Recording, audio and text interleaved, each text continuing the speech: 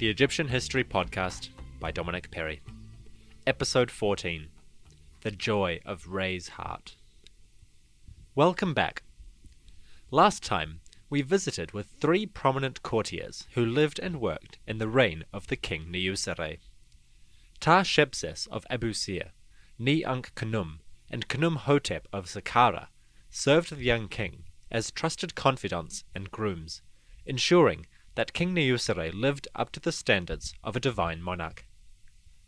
Episode 13 was the first episode in which we have not advanced the narrative, instead focusing on a specific aspect of this historical period. Now, let's get back into our story with part 2 of the reign of Niuserre.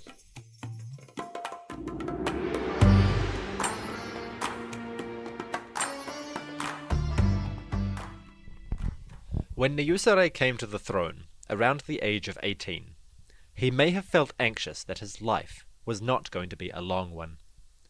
His brother Ra-Neferef had died after just 3 years on the throne, failing to even complete the burial monument of their mutual father, Nefer-Irkare-Kakai. Niuserre's brother, his father, his grandfather, and great-grandfather could claim about 41 years of royal authority between them. That's 4 reigns within as many decades, and the most recent had ended very prematurely. If the young man felt that the gods may have withdrawn their favor from his brother, and planned to do the same to him, I can't say that I'd blame him. The first order of business was the burial of Ra-Neferef. The pyramid that had been commissioned at Abusir was nowhere near completed, and was essentially composed of a single level of stone. Niuserre couldn't reasonably expect to complete a full pyramid to its original design, and so it was hastily finished as a large square mastaba with an attached mortuary temple to receive the king's offerings. It wasn't grand, and it probably wasn't satisfactory, but there wasn't much other choice. Finishing the tomb of one's predecessor was the most important duty an Egyptian king undertook after he claimed the throne. Niuserre was doubly saddled with the burden of completing not just his brother's tomb, but his father's as well. Ra-Neferef had been on the throne for such a short period that even Nefer-Irkare-Kakai's monument was not yet finished. It was operational in the sense that the tomb was sealed, and the mortuary temple could receive offerings, but Niuserre was obligated to add some finishing touches to the facilities and make sure it was worthy of a king. So for the first few months of his reign, the necropolis of Abusir was a hive of activity, as artisans and labourers worked on temples and pyramids, while royal architects began the planning process for the new tomb that was going to be required by Niuserre. Niuserre's pyramid was to be 50 meters or so tall, a far cry from the 140-meter high structures of the 4th Dynasty. No 5th Dynasty pyramid ever broke the 60-meter mark. Niuserre's pyramid was constructed of the same locally sourced limestone used for many of these monuments. The compact but well-designed monument still stands today. In fact, if you visit the Egyptian History Podcast on Facebook, you will see the Pyramid of Niuserre dominating the banner photograph. This was taken by yours truly in January, when I visited the Saqqara and Abusir regions, going somewhat ballistic with the camera in the process. The Abusir field is closed for excavations most of the year, but I managed to get this rather pleasing picture out of my visit. It captures what I think is the essential connection between Abusir, Saqqara, and Giza. From the mounds at which I took the photo, the Abusir pyramids line up beautifully with the Giza monuments in the distance. If you turn around, you will then see the pyramids of Userkaf and Net-Jeriket Djoser, and far off in the distance, on a clear day, you will catch a glimpse of Sneferu's 2 pyramids at Dashur. The whole spread of pyramids and cemeteries come together beautifully in a visually harmonious way. I can tell you, there is nothing better than wandering through that area on a quiet day with no sound but the wind and the crunch of your own footsteps in the sand. If you visit Egypt for yourself, I can tell you it is well worth walking from Abu Sir to Saqqara rather than taking a tour bus. The peaceful walk is like a journey in time, one that can't be replicated in the air-conditioned comfort of modern technology. But I digress. Descending into Niuserre's pyramid, one follows a narrow passageway leading underneath the core masonry. The corridor, which you enter from the north, as in almost every pyramid, bends slightly to the east as it progresses. It does this so that the entrance to the burial chamber, which is accessed from a small antechamber, is located directly beneath the apex of the pyramid. The Egyptians were very fond of synchronicity and exact placement of burial chambers within the pyramid structures. We assume that the placement was intended to aid the king's ascent to the heavens and his union with the sun god, but of course we don't know for sure. See, the pyramid chambers were still undecorated during this period, which has been the case for every pyramid since the reign of Sneferu. We are not sure why the pyramids do not feature artistic reliefs or writing in their chambers. A colleague of mine once suggested that the complexes may have been actually unfinished. But you'd think that going to all the effort of building these enormous tombs over the course of decades, that you'd at least make sure they had some essential spells and artistic works carved on the tomb walls. Wouldn't you? I hope I'm not giving away spoilers when I say that before too long, this paradigm will be turned on its head. The ruler Userkaf will introduce the corpus of divine texts to his pyramid burial chamber, establishing what we know today as the pyramid texts. Outside the pyramid itself, Niuserre further embellished the monuments of the royal necropolis when he commissioned the building of a magnificent new sun temple.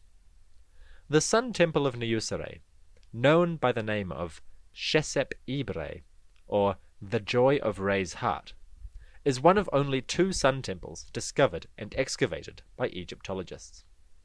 It is a magnificent structure, in which a causeway led from the riverbank up to a large rectangular court. Dominating the courtyard was an immense obelisk of granite, whose shape was considered to be an evocation of the sun's rays and light. Offerings would be made daily at the Sun Temple, and its administrators were responsible for a large flow of material goods that came into the temple before being passed on to the mortuary temples which were attached to the pyramids. Shesep Ibre was an elegant and well-designed monument. To the west of its walls, a large pit was dug for the burial of a wooden ship, just like at the Giza monuments and in the mastaba of Ptah-Shepses. The wooden ships, which were replicas of the boat on which Re traversed the sky, were more appropriately buried with the sun temples than the pyramids. The construction of the sun temples, as a space dedicated to Re, made them the more logical choice of burial site than the pyramids, which focused on the king as a mortal human and as Horus incarnate. Niuserre's reign was a long and stable one, thanks in part to the youth of the king when he ascended, and the fact that he managed to avoid the premature death of his elder brother Ra-Neferef. His rule was also aided by the careful guidance of a woman whom I have mentioned before, the second queen to go by the name Khentikaus. Khentikaus II was the wife of Nefer-Kare Kakai, and in Niuserre's youth she governed the land from the sidelines, helping the young king to establish himself on the throne and enact the most useful policies that he could. Like her earlier namesake, Khentikaus II never ruled as a king in her own right. Although in her tomb she was depicted bearing a uraeus, or serpent, on her forehead, and a crown in the shape of a vulture, her power was more on the backroom agenda side of things. Though it may offend our modern sensibilities of gender equality, the Egyptians did believe intrinsically in kingship as a male concept. There were ways around this, of course. After all, the king was a child, and it didn't really matter who was in control, as long as someone was. That's where Kentikaus stepped in, elegantly taking control of the court so completely that she received her own pyramid at Abu Sir. Before Kentikaus II, it had been extremely unusual for a queen to have a tomb that was not connected or incorporated into the funerary complex of her husband. Kentikaus I had her mastaba tomb set up near to the complex of her brother Menkaure, but stayed essentially within the boundaries of that complex.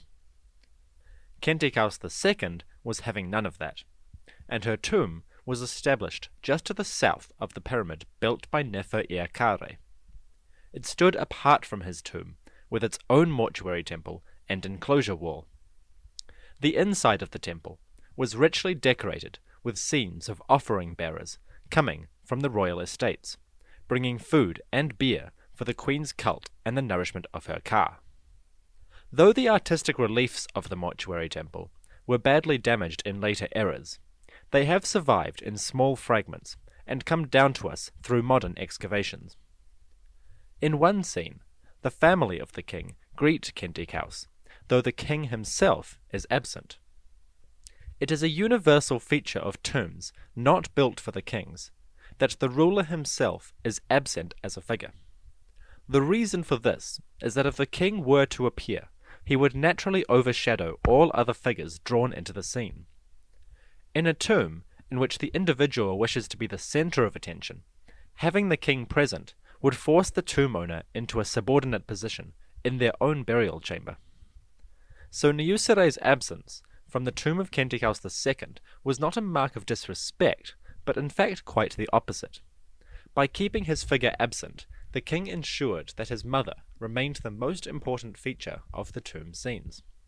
To add his own endorsement and care, the king did present his cartouches in one inscription, emphasizing the connection between Kentikaus and her loving son. Kentikaus II did not outlive Niuserre, and probably died sometime in his second decade. By this point, all the necessary work had been completed on her pyramid, as well as the pyramids of Ra-Neferef and Nefer-Kare Kakai. Niuserre thus entered his second decade with a greater confidence than he would have come into his first. Now into his late 20s, he could be confident that he had passed the serious danger zone of childhood and puberty, and could look forward to at least another decade of healthy, active rule. No plagues were ravaging the kingdom, the Nile harvest was acceptable, and the king was properly ensconced on the throne, attended to by the vizier Tarshepses, who was now his son-in-law. The land was wealthy enough for Niuserre to commission 2 more monumental tombs at Abu Sir. These are known today as Pyramid Lepsius 24 and Lepsius 25, after the explorer who first documented their existence. 24 is dedicated to a wife of the king, probably named Reput Nebu, who took the role of head female in the family after the death of her mother-in-law Kentikaus. I wonder if that was a happy day for her. After all, the royal mother had led the family as something of a matriarch for over a decade, which is a long time to be in someone's shadow. Not much more is known of Reput Nebu, except that she was buried a short distance from her husband, due to an increasing lack of space in the Abu Sir necropolis. By the time Niuserre built his pyramid, he was the 4th king in a row to build on the plateau, and space was becoming short. Mastaba tombs for officials and family members had filled in the small valleys and depressions where pyramids could not be built with any stability, and by this point the necropolis was becoming a very crowded affair. With that in mind, it is surprising that late in his reign, Niuserre decided to make a large-scale extension to the mortuary temple of Kentikaus II. This increased the visibility of the queen in the necropolis, and her prominence in the legacy of the family. Whatever his motivation for this, the result was twofold. Not only does the royal mother survive in the archaeological record, but the temple itself provides a great source of information about the cult practices used for Egyptian royalty. Papyrus fragments discovered in the Temple of Khentikaos tell us that every second day offerings were made to a statue image of the queen. The priests, known as the Chem Netcher, were involved in this cult, making offerings on behalf of her ka, and ensuring that the divine statue of the queen was properly anointed and clothed. The offerings to the queen tell us the standard fare for a temple ritual. Bread, beer, and meat were offered in small amounts that were then distributed among the attendants for their own consumption. Linen also features prominently, used to clothe the statue and subsequently given to personnel. Through this arrangement, the cult of the king or queen could be seen as a distribution point that contributed to the sustenance and nourishment of the people. In a way, the deceased ruler became a provider, both in life and death, contributing to the welfare of the people as long as his own ka was fed and nourished in the afterlife. The symbiotic relationship between the living and the dead underlay all Egyptian attitudes to the world around them and their place in it.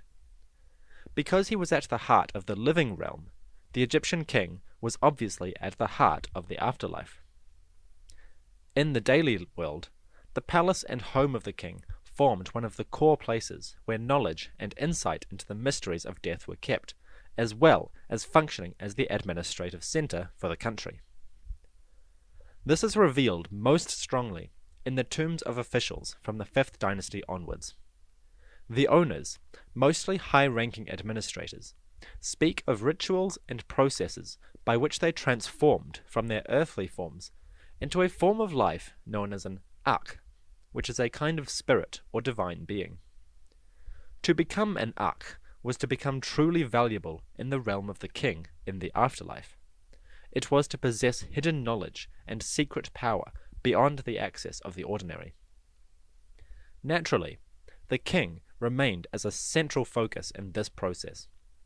In the tomb of Niuserre at Saqqara, the official had the following inscribed on the walls: "The one whom the king loves is the lector priest, that will enter my tomb to perform the ritual according to the secret writing which is his craft. The king commanded that every ritual by which one becomes an Ak be done for me." A contemporary of Niuserre, named T, had the following to say: "Every worthy ritual by which one becomes an Ak has been performed for me, being all that is to be done for a skillful being among the Arks. I am initiated to every worthy rite by which one becomes an Ak." The process of becoming an Ak is lost to us today, but the recollections of it written by these officials tell us 3 things. Firstly, that it was done with the king's blessing and with his permission. Secondly, that a lector priest, a special type of priest responsible for sacred texts, was required for its performance. Thirdly, that the essence of the knowledge required to transform into an Ak was contained not just in spells and incantations, but in writing itself. The language of hieroglyphs contained not just knowledge, but the hidden mysteries and magic of transformation. This isn't something Egyptologists have simply made up.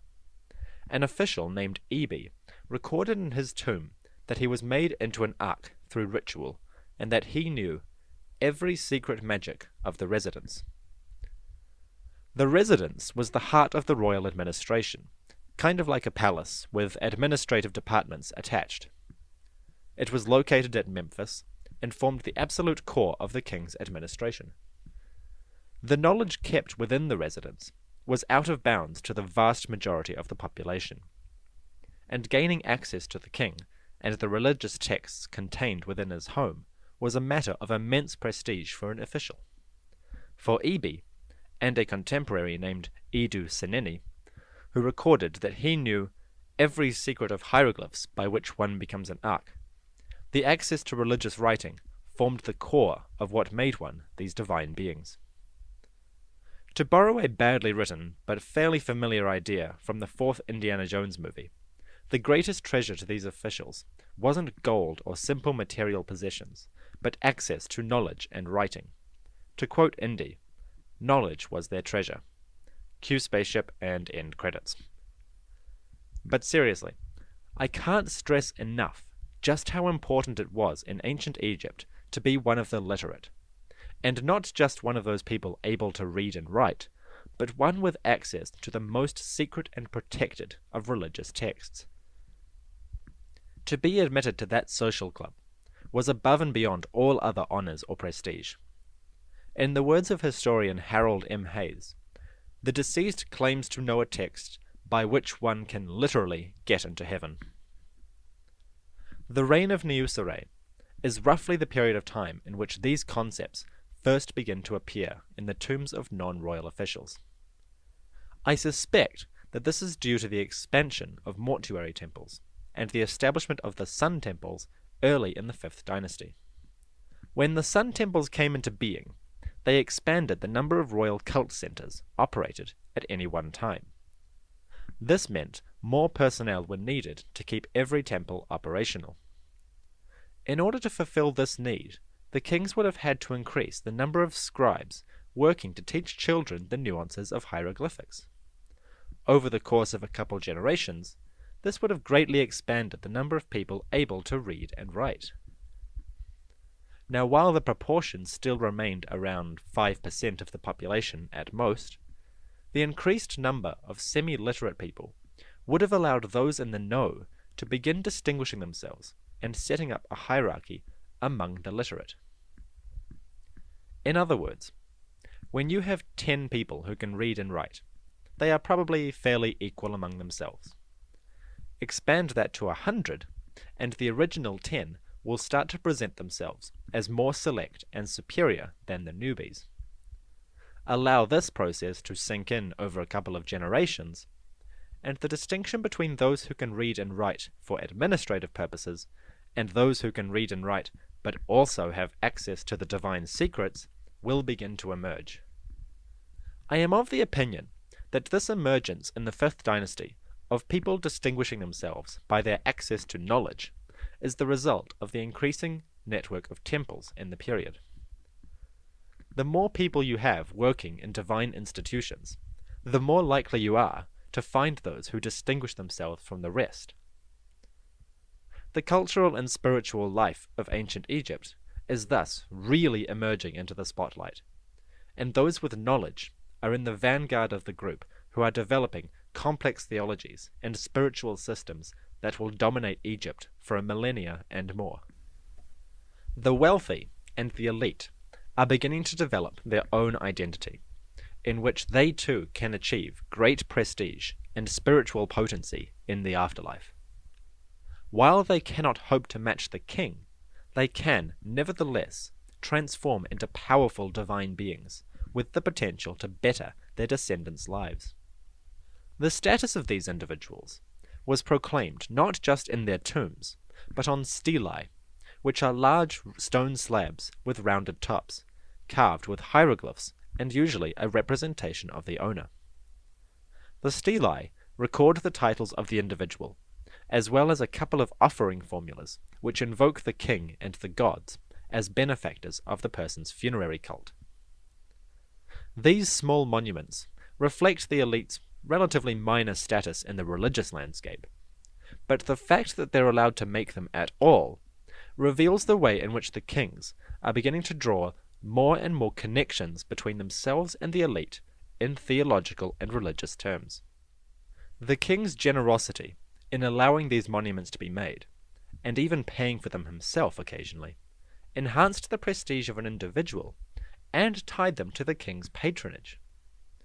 It also contributed to the overall development of the elite as a distinct social group, with their own internal hierarchy and relationships to the royal household. This elite identity, or culture, will also bring with it some interesting developments in what might be called Egyptian philosophy.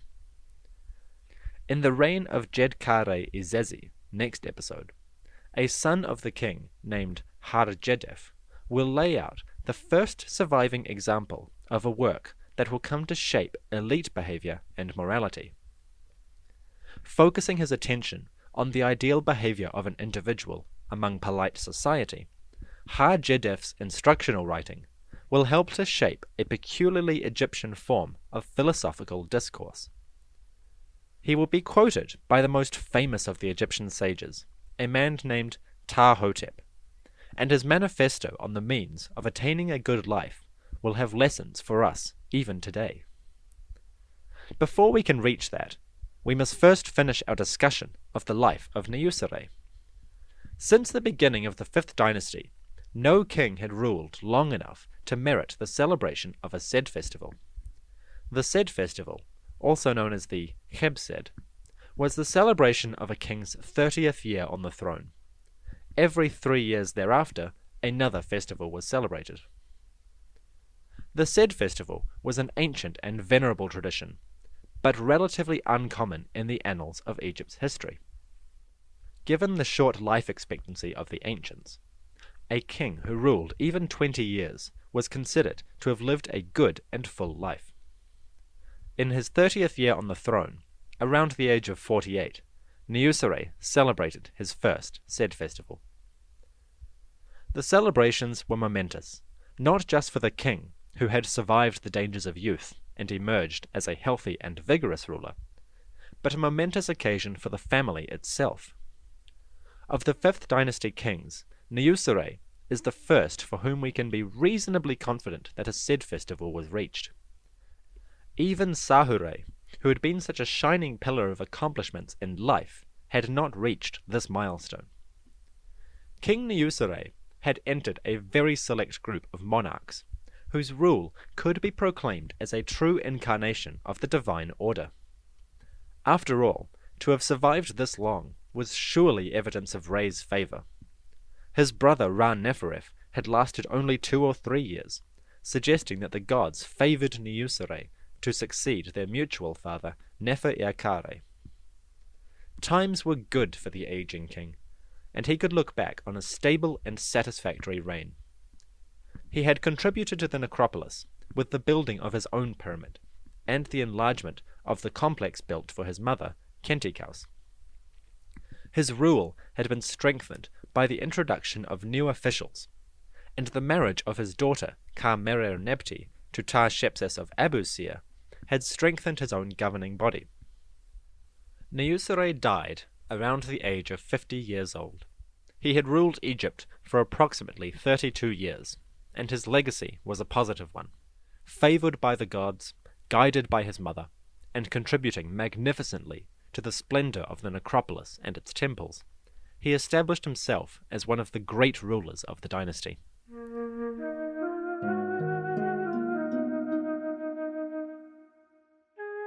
When the sun rose on the day following his death, Egypt was now ruled by his son, a man named Men-Kau-Hor. For all that this king ruled up to 7 years, he has left very little in the historical record by which we can characterize his personality. Small inscriptions and seals, found as far afield as the Sinai Peninsula, confirm his actual existence, and that he patronized quarrying expeditions to this region. His most significant contribution, though, was that Men-Kau-Hor ended the practice of royal burials at the necropolis of Abusir. Moving his burial tomb approximately 1 kilometer south to Saqqara, he commissioned a new pyramid near that of Userkaf and Net-Jeriket Djoser. It was a small pyramid, and was so dilapidated by the 20th century that it was lost for over 60 years, only being rediscovered by the Supreme Council of Antiquities in the year 2008. I have provided a link to a short BBC video regarding this discovery on the website. Men-Kau-Hor ruled for about 7 years, and when he died, the throne passed to a man whose relationship with him is uncertain. A son or brother is the most likely. This man's name was Djed-Ka-Re. He is the 7th king of the 5th dynasty, and is one of its most interesting rulers. From Djed-Ka-Re's reign, we will learn more of the elite culture developing amongst officials. We will learn all the inner workings and developments of the Sun Temples, and we will see a large-scale reorganization of the necropolis and its administration. The Fifth Dynasty plows forward next episode, and as we reach the high watermark of its achievements, Egypt will enter into a new age, in which the seeds of the monarchy's destruction begin to take root. I am Dominic Perry, and this is the Egyptian History Podcast.